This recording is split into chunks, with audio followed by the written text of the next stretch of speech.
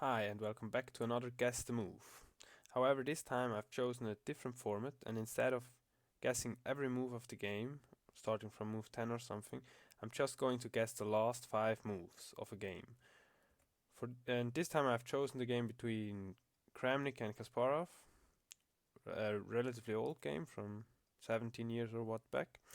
And here I have the PGN where I separated the last 5 moves a few rows below here.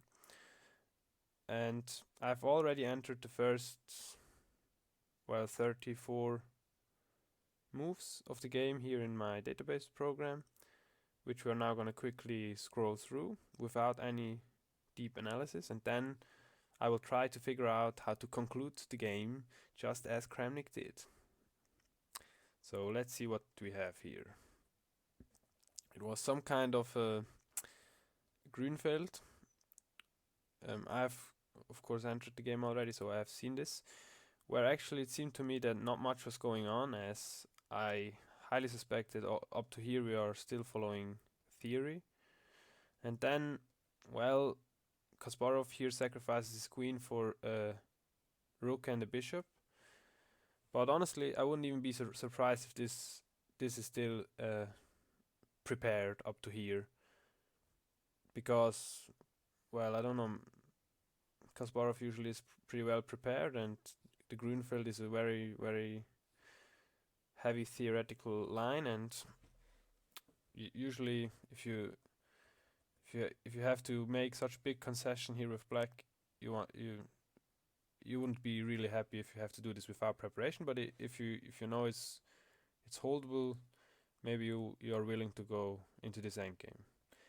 But also it is of course possible that Kramnik found like a novelty somewhere here around an earlier move. I have no clue, but anyway, this is not the concern of this video.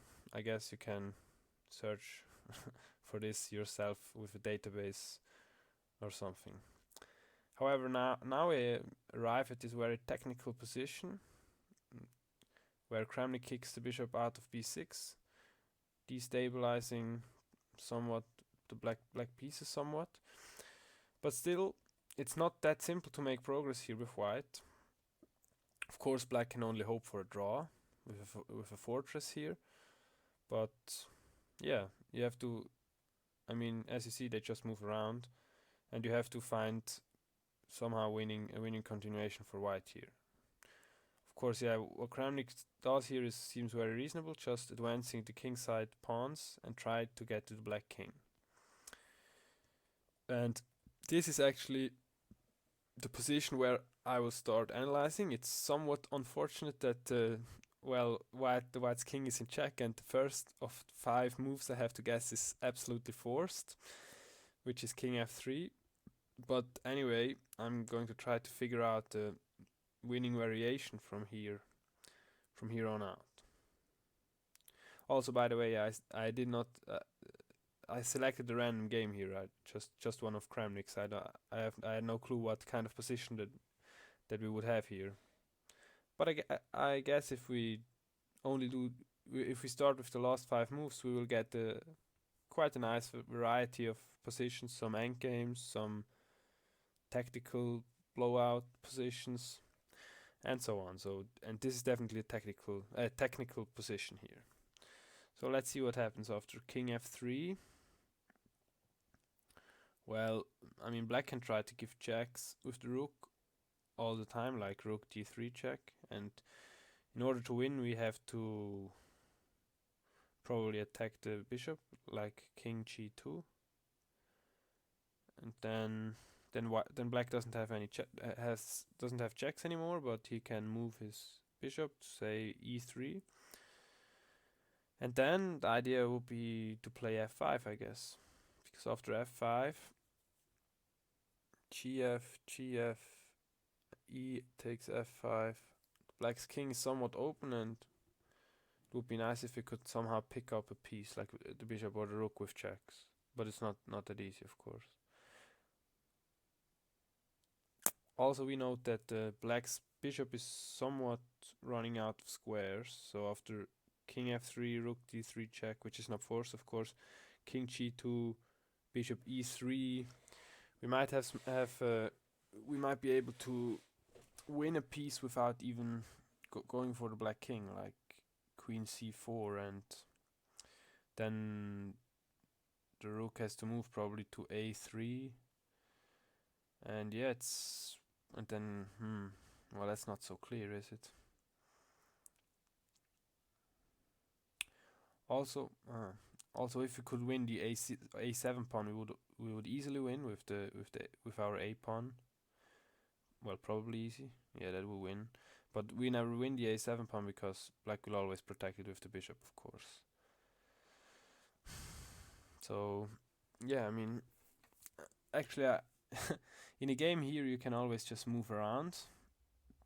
But considering that Kasparov resigned after only 5 moves here, there should be something a little bit more concrete, which is what I'm trying to find. Okay, let's put some moves on the board. Why not? Jack, like something like this is what I'm talking about. And here, I mean, yeah, I mean we could attack the rook and try to make something work here, but I'm not sure there is anything. Or what we can do is just f5. Oh, now I see actually. The point is that if he takes back, he runs into e6, and yeah, here he can definitely resign because I mean his king is completely open and the e pawn will just decide the game. It's a no-brainer. So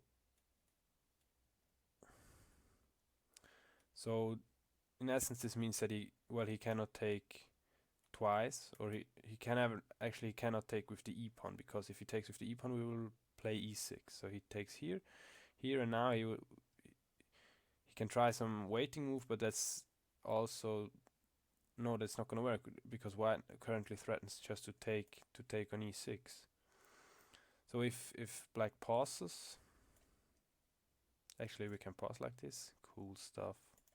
Then white just break through and the game is completely over. Also, we note that black never can have any checks here, any meaningful checks, because I mean you could give one check and then the bishop is attacked and then you're out of checks and you're crushed here. So maybe you could try to move your king, but the problem is the king has to protect the f7 pawn. So if you go here, then then you probably run into some almost like of a mating attack here. Now it's really, your king isn't that safe.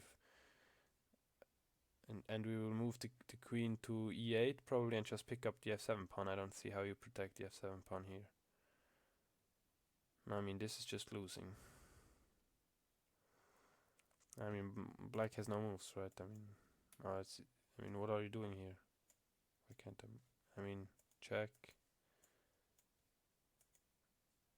That's not, I mean, and here the pawn will decide. There's probably even a cleaner way here, not letting the king out to g6.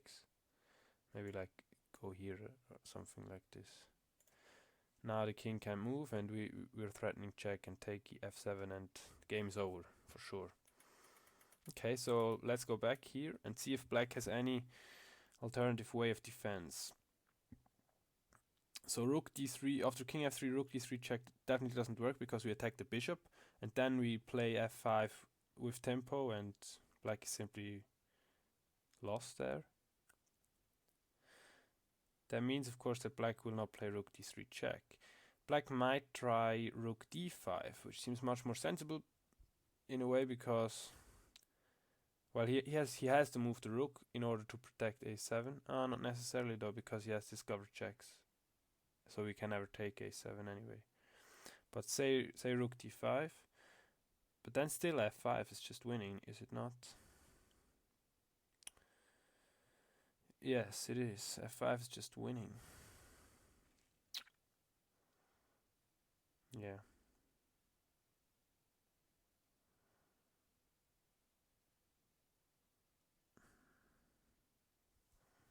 Yeah, so I don't see anything else. Let's see what actually was played in the game.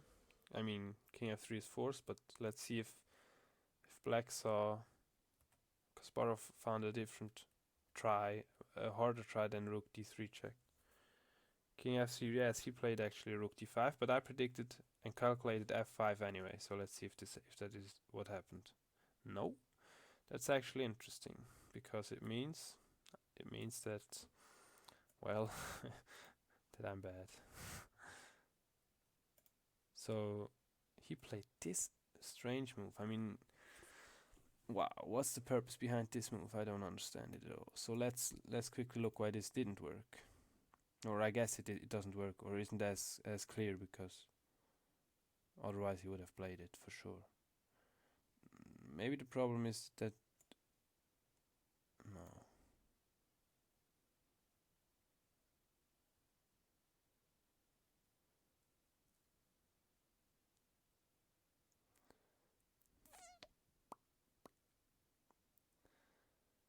Huh. Yeah, I don't see a black defense here. What's he gonna do? Well, we will check with the engine anyway. So anyway, he played king e2 and then bishop d4. But now it's not as easy as before, because now if we play f5, he takes our pawn even with check. So now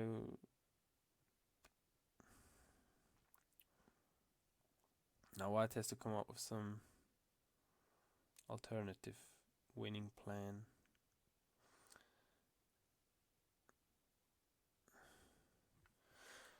Also, by the way, as this is close to move 40, it is possible that Kramnik didn't play very accurately, and maybe he just moved back here, and then black doesn't have really any move, and probably has to move the bishop again, and then we can still play f5.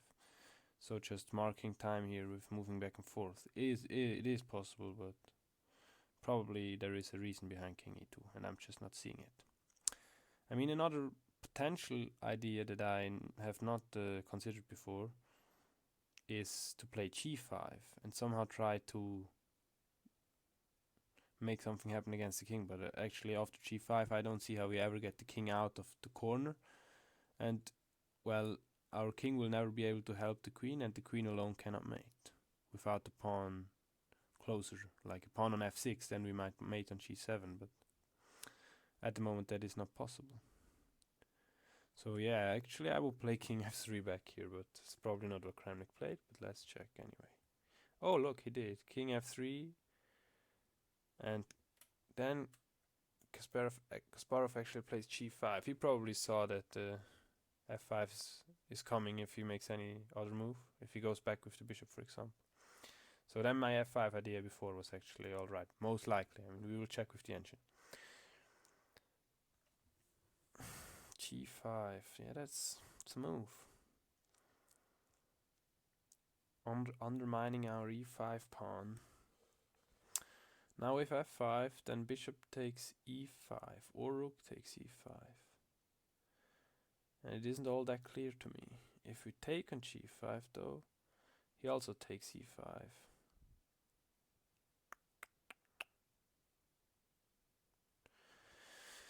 Yeah, I don't know why you play king e2 and back to f3, that's just time trouble probably.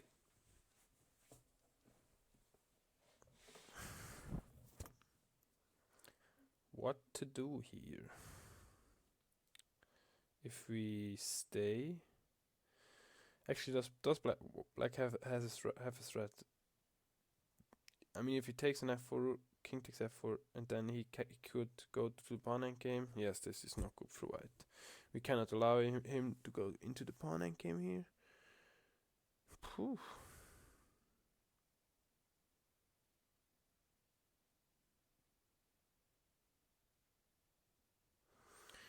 Okay, I mean, we have to calculate both f5 and f takes g5. There's no way around it. So let's go with f takes g5 first. F takes g5, then bishop takes e5. The problem with bishop takes is that we have queen takes a7, where we are probably winning with the a pawn. So I guess after f takes g5 he plays rook takes e5. But there he has a problem, no? Because his pieces are no longer protected very well. Especially his bishop is loose. There might be something against this bishop, such as queen d8. Nobody just plays rook back to d5, protecting everything. So the variation I was looking at is this,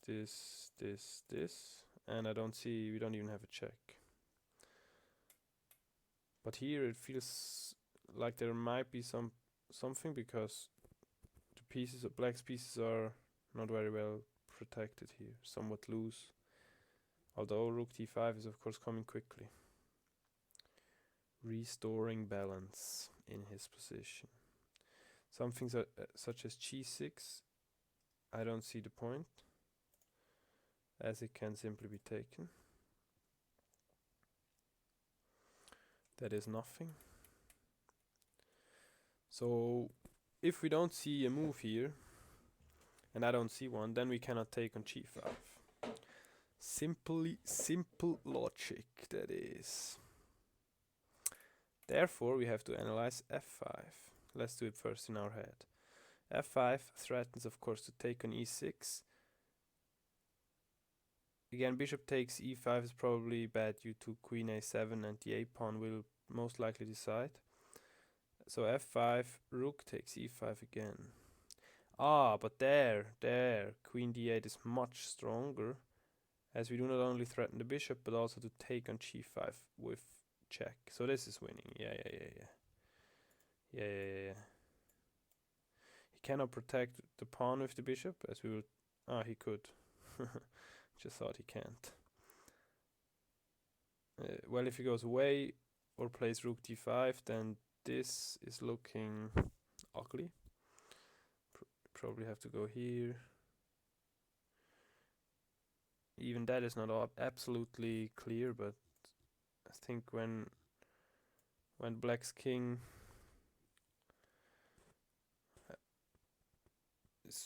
black's king is opened up here, that's a big problem, as well as that we get a passed pawn here.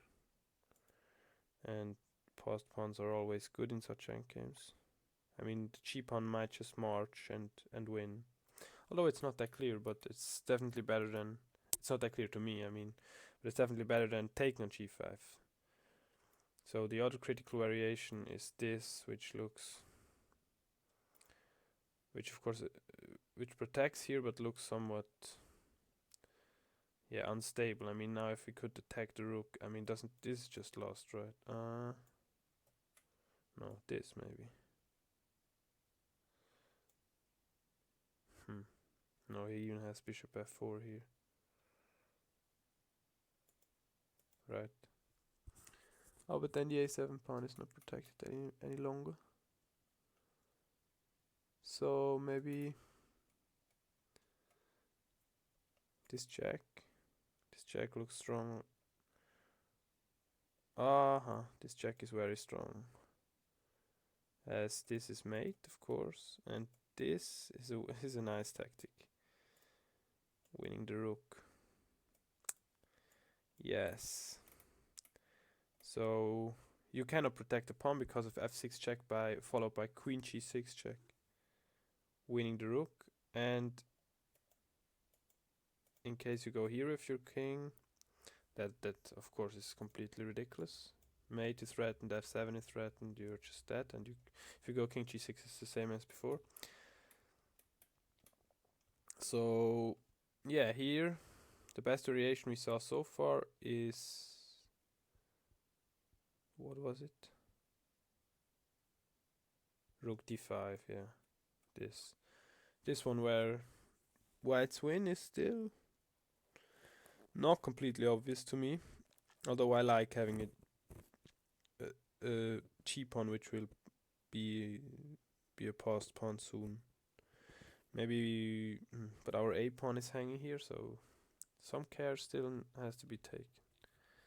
I guess the check is probably the best. Then here, yeah, I mean, I don't see why you would resign that quickly with black. I mean, maybe this is just so lost that Kasparov didn't even bother. But I mean, yeah. I mean, the cheap pawn is strong, and maybe we can do this. Right, I mean, we'll probably have to give your bishop, but then, even then, I mean, with 2 pawns, no, you would still play this on. This is not a question.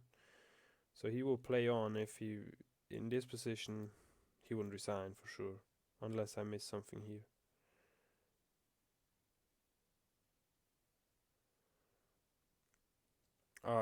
What was this? Oh no, I thought f6, but our queen is hanging. Strange. Well, in any case, I think f5 is the only move. I mean, a king move, and he takes on f4 himself, and then on e5, and so let's see what happened after f5. f5 ef. Oh, he played e takes f5. I mean, that I didn't even consider that, because I thought the e6 move that we saw in previous variations after direct f5 is just winning. So I mean, of course he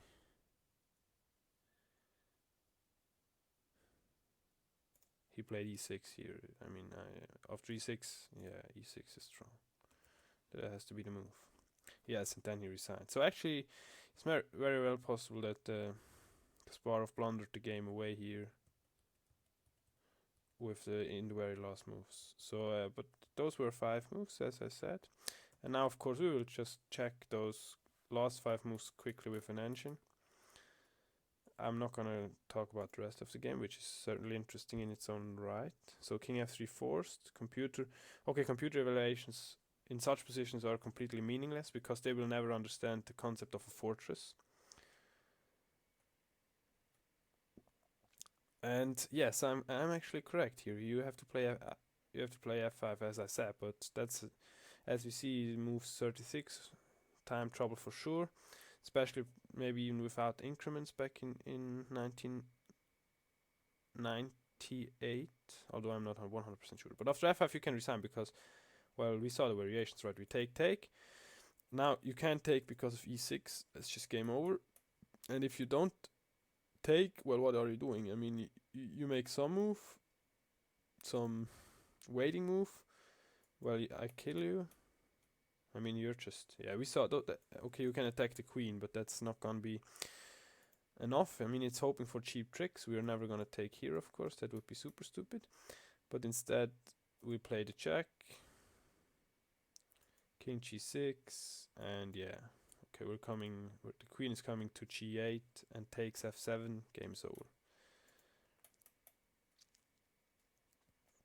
But after king e2, actually, stuff is rather unclear again, because now we don't have the f5 move. And yes, Kramnik played the king back, hoping for probably this, because if maybe he spotted f5 now. But Kasparov must have seen f5 and thus played a different move, where he played g5 here. But g5 might actually be a blunder, because it's not clear here. It's actually not clear anymore if black can say just hold with doing nothing, right? Like this. Okay, I mean, I attack you. You give checks. It's not very clear how you progress. You have to play. Eventually, you have to play f5 if you want anything. But then it's just not clear if it's enough. Computer likes white's position, but I mean, yeah, you probably don't want to give the a pawn, but here you have to. But still, I mean, this is a mess. This is a mess. I see the computer only gives. Yeah, okay, it's a king fork, right? King forks, but it's not gonna. I mean, if you take here, it's really unclear if you take the cheap pawn. So, and here you probably have something against black's uncoordinated army. Yeah. Now you cannot take this because of a fork, and the only other way to stay on the bishop is to move here. Then I attack you again. You still can't take the pawn, and now you can't stay on the pawn with on the bishop with the rook, because either here or here we will have the fork with the queen. So you have to play some emergency moves like check. Wow, but this is, I mean, you see here we win. The rook can never take the bishop, but or the rook might not even. Yeah, the rook cannot stay on the bishop because of all those checks. And this is, well, this is probably easy. Yeah, this is an easy win. Well, somewhat easy, but I mean, okay, this is already much messier than what actually happened in the game. Well, okay, he played g5, right? And f5 again is the only move, because if we take, yeah, that we saw that if we take g5, well, we can check. We saw rook takes c5 because bishop takes is probably losing this one. Indeed, because as I said, the a-pawn will just decide the game. The a-pawn will probably win the bishop. Although even that is, it's not 100% clear if black might have a fortress here with king, pawn, and rook against queen and pawn here. Say, yeah, it's actually interesting. I mean, that's actually interesting.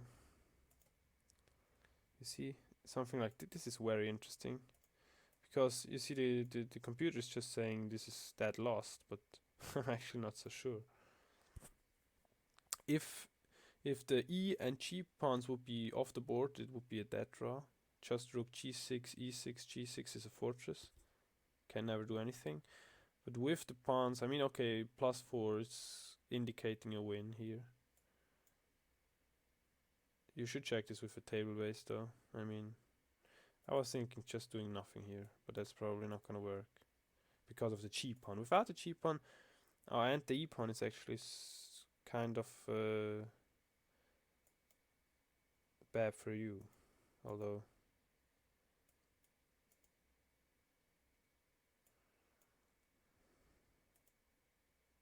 See, you give this pawn away, so like this. Without the g pawn, this would be easy draw. With the g pawn, I'm not 100% sure, but honestly, I kind of have a feeling it's a draw. But I mean, this is typical computer bullshit, right? It's just -5 because you have an extra queen. But well, what does the queen do you any good? I mean, black has white has no winning ideas here. What is this? Black simply has no winning ideas here. Yeah, this is. You have to check this with a 6-man table base, but I'm 99% sure of a draw here. It's funny. I mean, +5 and still it's a draw. I mean, computer, come on. Computer just don't understand fortresses, of course. But maybe I'm wrong here.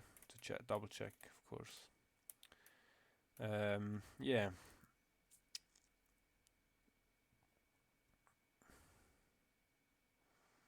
So here actually both move might be a draw, but of course rook takes e5 is much easier. So this was a large kind of side variation that would never be played anyway. So that was somewhat, maybe it was instructive, but it wasn't necessary. So f5 is the move, of course, which we saw, and it's the only winning move, the only real try.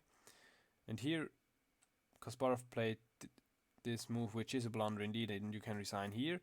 Whereas after, actually, this is now very interesting, because we have two tries. We have rook takes e5 as a try, which I wanted to play queen d8 here, which computer doesn't really like after check. Bishop f6, and this is a hard fortress to crack, if even possible. But there might also be, but the computer gives a different move, which is queen e7, which I did not consider at all. We're still attacking this pawn, but also why? Well, and but we keep an eye on a7. So the other variation with here, the variation we just saw is probably no good because of this. Yeah. This you don't want to play now here, really. Although again, it's similar to the variation before, with the fortress of the rook against the queen. So actually here, as a defensive, this might be the best defensive try by far. This right? Yeah. Oh, queen b7 even now. That's That's deep tricks, man. Deep tricks. Deep computer tricks. But how are you? Ah, you want to play f takes e6. Good lord, he wants to take here. Yeah, okay, now it's tricky,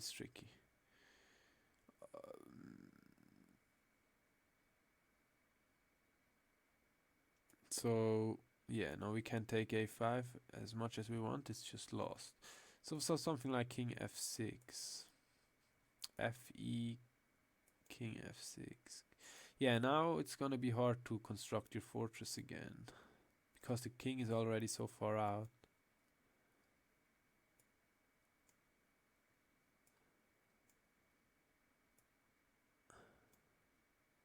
Honestly, I'm not sure. I'm just not sure if this is winning. Really? How?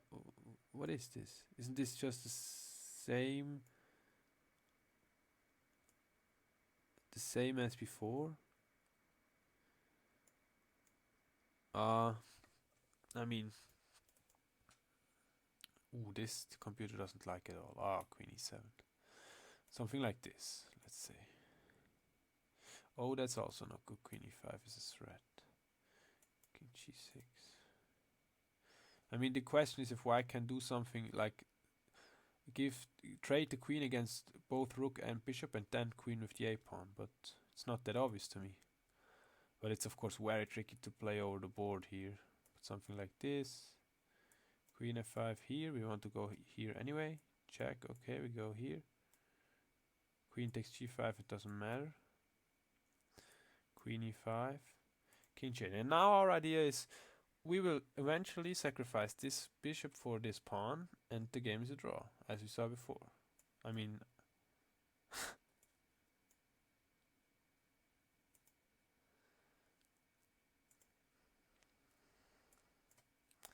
honestly, I think Kasparov blew the draw here with big time. With